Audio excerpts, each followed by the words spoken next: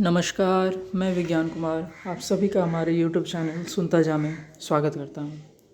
आज हम अध्याय छठे के मंगलेश डबराल जी के द्वारा लिखे गए कविता संगतकार का अध्ययन करेंगे, उसकी व्याख्या करेंगे। तो बिना देरी करते हुए चलिए शुरू करते हैं। आगे बढ़ने से पहले हम मंगलेश डबराल जी के बारे में कुछ बातें जान लें। मंगलेश डबराल का जन्म सन 1948 में ठेहरी गढ़वाल उत्तराखंड के काफल पानी गांव में हुआ और शिक्षा दीक्षा हुई देहरादून में। दिल्ली आकर हिंदी पैट्रियटिक प्रतिपक्ष और आसपास में काम करने के बाद वे भोपाल में भारत भवन से प्रकाशित होने वाले पूर्वग्रह में सहायक संपादक हुए।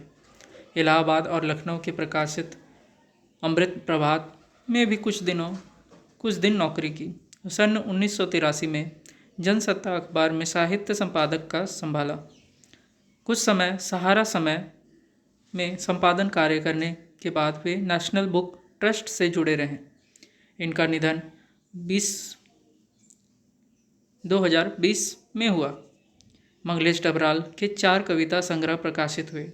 पहाड़ पर लालटेन, घर का रास्ता, हम जो देखते हैं और आवाज़ भी एक जगह है। साहित्य अकादमी पुरस्कार पहल सम्मान से सम्मानित मंगलेश की ख्याति अनुवादक के रूप में भी है। मंगलेश की कविताओं की भारतीय भाषाओं के अतिरिक्त अंग्रेजी, रूसी, जर्मन, स्पेनी, पोलस्की और बल्गारी भाषाओं में भी अनुवाद प्रकाशित हो चुके हैं। कविता के अतिरिक्त वे साहित्य, सिनेमा, संचार माध्यम और संस्कृत में सवालों पर नियमित लेखन भी करते हैं। मंगलेश की कविताओं में सामंती बोध एवं पूंजीवादी छल छद्म दोनों का प्रतिकार है। वे यह प्रतिकार किसी शोर शराबे के साथ नहीं बल्कि प्रतिपक्ष में एक सुंदर सपना रचकर करते हैं। उनका सौंदर्य बोध सूक्ष्म है और भाषा पारदर्शी है। और इसी के साथ हमने उनकी जीवनी पूर्ण की। अब हम चलते हैं उनके कविता संगतकार के ओर। संगतकार मुख्य गायक के चट्टान जैसे भारी स्वर का साथ देती। वह आवाज़ सुंदर कमज़ोर कांपती हुई थी। वह मुख्य गायक का छोटा भाई है या उसका शिष्य या पैदल चलकर सीखने आने वाला दूर सा कोई रिश्तेदार। मुख्य गायक की गरज में वह अपनी गूंज मिलाता आया है प्राचीन काल से।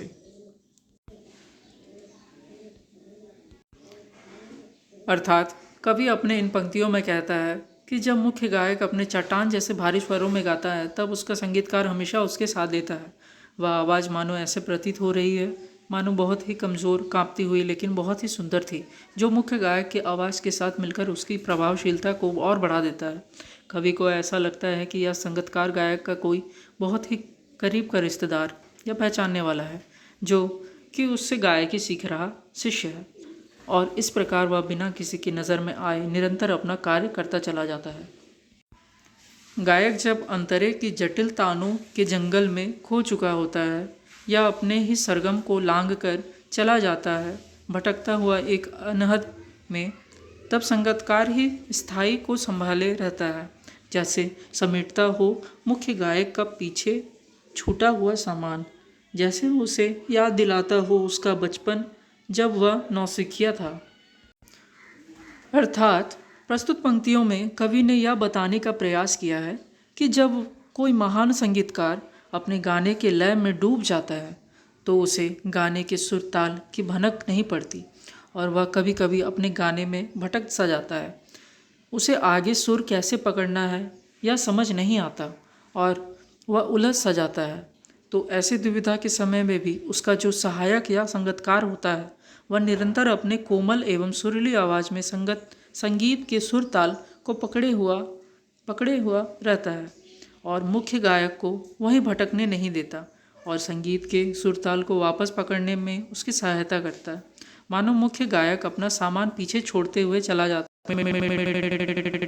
हुआ आगे बढ़ता है और इससे मुख्य लेखक को उसके बचपन की याद आ जाती है, जब वह संगीत सीखा करता था और स्वर अक्सर भूल जाया करता था।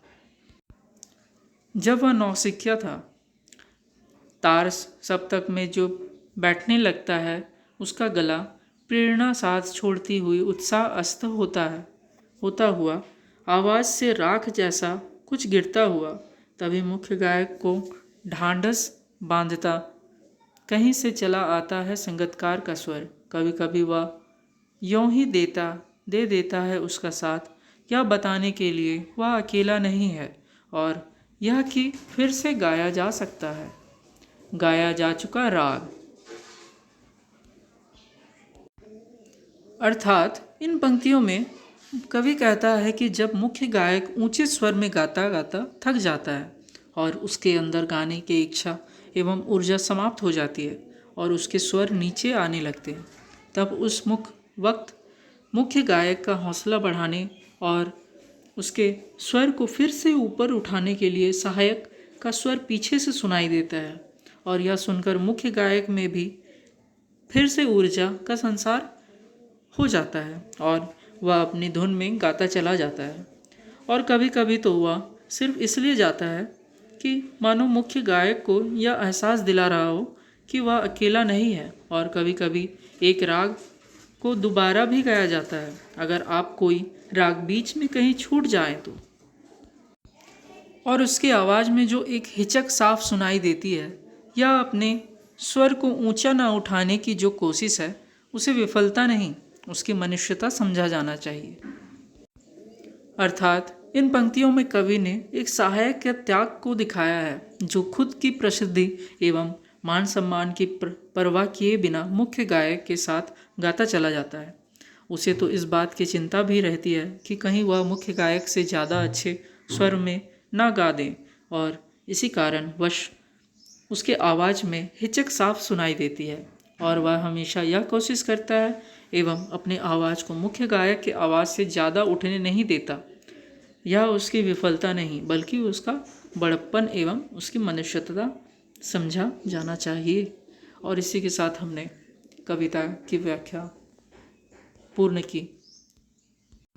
आशा है हमारी व्याख्या आपको पसंद आई होगी, तो हमारे वीडियोस को लाइक करना ना भूलें और अगले वीडियोस में हम इसके प्रश्न अभ्यास करेंगे। तो हमारे चैनल से जुड़े रहिए और पढ़ते रहिए। सब्सक्राइब करना ना भूलें। धन्यवाद।